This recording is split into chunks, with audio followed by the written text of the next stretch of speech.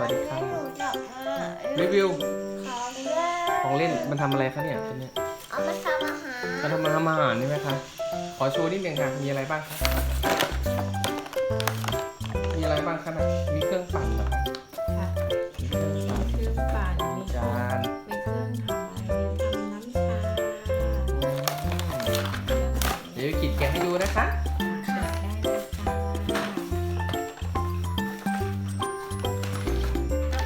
ได้เลยค่ะ แค่แนนมาดูกันนะคะมีอะไรบ้างนะคะอันนั้นอะไรคะ เครื่องปั่นเครื่องปั่นอะไรคะเครื่องปั่นอาหารเหรอคะ ปั่น อ๋อ ปั่นผลไม้ ปั่นผลไม้ จะมีที่ติดด้วยนะคะน้อง จากน้องๆต่อไปมันจะมีเครื่องปั่นอะไรคะ ๆมีเครื่องทำอะไรไงอ๋อเครื่องทำขนมเค้ก เครื่องทำขนมเค้ก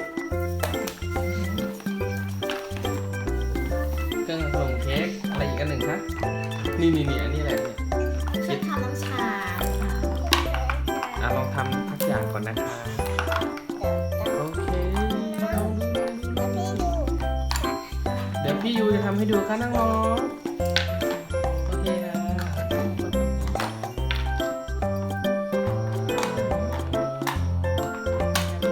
นี่ค่ะนี่สิแม่จะบอกเฮ้ยถ้าจับอันนี้สิถ้าจับมันจะเสีย ไม่หมุนค่ะมันใหญ่ไปหรือเปล่าครับต้องเอามีดไปหั่นแล้วค่ะเอามีดไปหั่นแล้วนี่มีดจ้ะ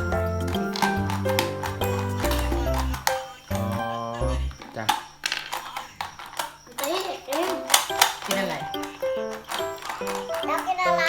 อยากกินอะไรล่ะมา ปั่นให้มากินด้วยค่ะ ให้อยากกินข้าว เดี๋ยวกินข้าว ข้าวจริง อย่า ทอยิงวิเชียปอมๆเหรอ มาดูอีก เครื่องปั่นแป้ง อันนี้เครื่องปั่นแป้งทำเค้กเนี่ย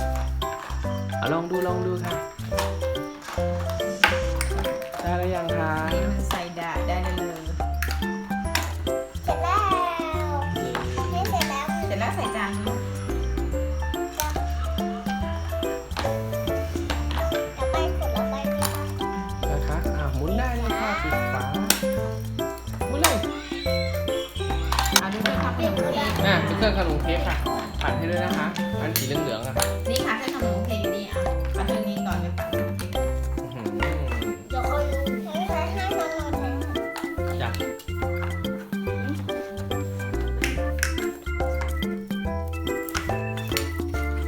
ปั่นเลยค่ะ ไม่ใช่ลอยนี้แล้วก็ข้างล่าง หมุนได้ไหมคะ ข้างล่างทำขนมเค้ก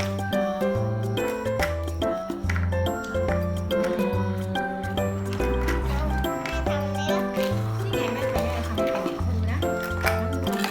โอ้อันนี้เลย คือนี่แม่ทำเป็นแม่ทำเป็นเนี่ยแม่ทำเป็นนี่มันหมุนเนี่ยอยู่เนี่ยเครื่องปั่นมันหมุนเนี่ยลูก เครื่องปั่นหมุน เนี่ย เครื่องปั่นหมุนแรงมากเลยคิดดู ลอง คิดดู คิดดู ว้าวว้าว ว้าวฝา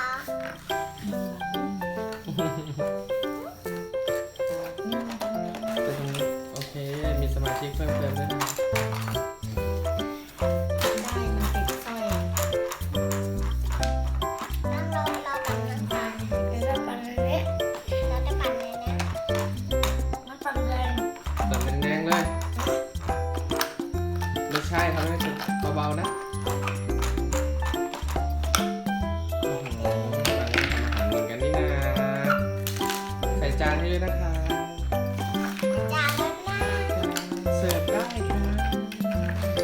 น้ำชาหน่อยนะ ทำน้ำชาให้กินด้วยค่ะ น้ำชาด้วยอายมากนี่ไอ้บังก็ทำเครื่ ส อง งสัยฝีมือจะอร่อยมากเลย ไอ้บังก็ทำเครื่องทำเนี่ยเสร็จ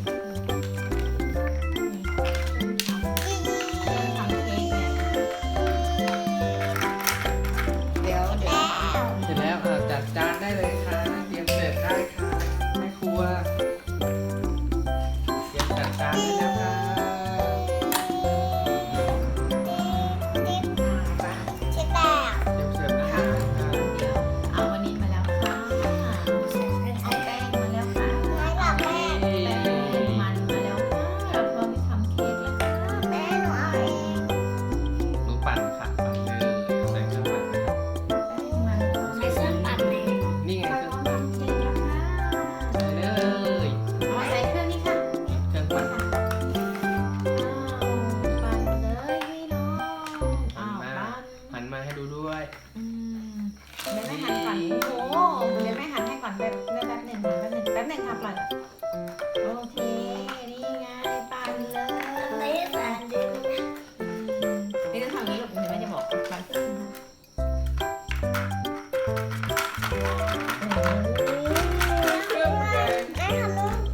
เอาต้องเอาอะไรอย่างเงี้ยเอาต้องทำ ไม่ได้แฟนด้วยนะแฟน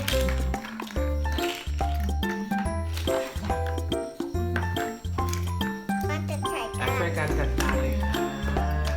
โชว์เลยค่ะโอเคมีแป้งด้วย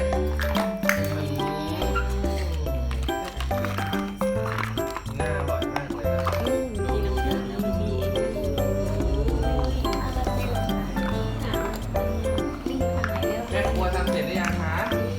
ไอ้ลิงเล่นดีๆ ยังเหรอคะ น้ำแรง เสื้อ มาก แรงจังเลยระวังน้ำชาด้วยนะคะใส่ยาด้วยนะคะ ค่ะได้แล้วยิงเครื่องแรงมากเลยป๊าป๊ายังทำเสร็จเลย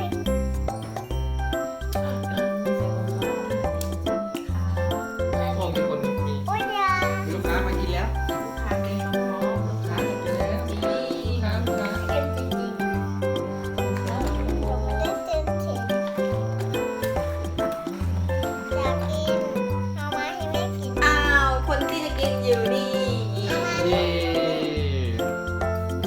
ดูมาปล่อยดูหมดก่อน หาหิวหม่ำๆแล้วค่ะคุณแม่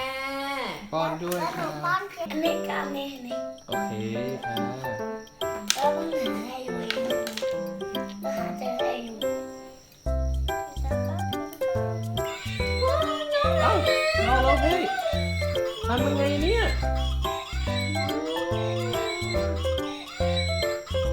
ดูน้อง น้องกินก่อนนิดนึง แม่ให้น้องนั่งได้ไหมคะ ให้น้องนั่งสิโอ้โหน้องกินข้าวเต็มปากไม่ได้นะคะ เดี๋ยวน้องสำลัก เดี๋ยวนะ ให้น้องกินนมด้วยค่ะคุณแม่เร็วไหนนมน้องอยู่ไหนคะคุณแม่ ไม่ เร็วน้องกินนมค่ะน้อง ช่วยกันเล่นน้องช่วยกันเล่นน้องโอ้ยยัด ได้แล้ว ยาให้น้องยัน น้องเต็มหาง เดี๋ยวให้น้องกินอาหารก่อนก็ได้ ข้าวเนี่ยฮะ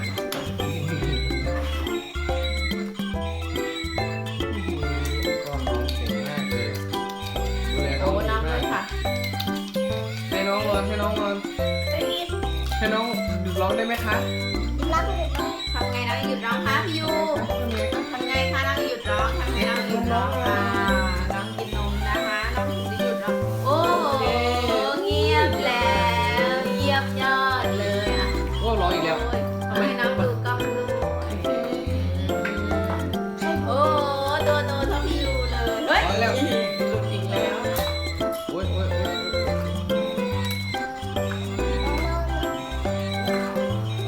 น้องร้องอีกแล้วอ่ะ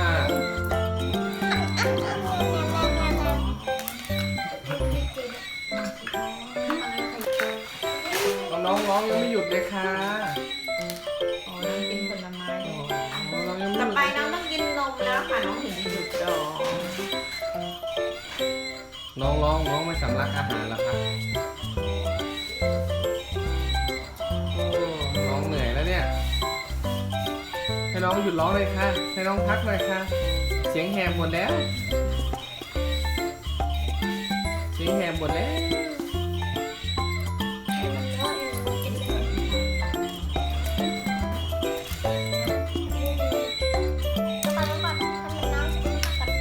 กินน้ำก่อน กินน้ำโอเคให้น้องกินน้องกินน้ำชาอย่างไงให้น้องไม่หลับเลยงั้นเด้อให้น้อง ให้น้องกินนม โอเคค่ะหยุดร้องไหมเนี่ย ช้าๆเบาๆสิ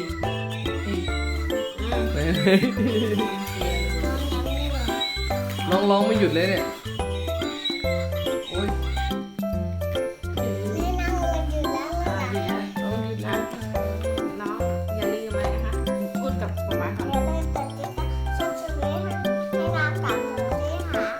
ให้น้องกับหนูด้วยนะคะอย่าลืมกด subscribe ให้หนูด้วยนะคะ ตรงนี้ ตรงนี้นะคะโอ้ยน้องลองแล้วบ๊ายบายเดี๋ยวน้องไปนอนก่อนนะคะ บ๊ายบายหนูเอาน้องไม่น้องกินกันนะคะบ๊าย บ๊า บาย ย บายบ๊ายบาย จ้า บ๊ายบายน้องมือบ๊ายบายนะคะ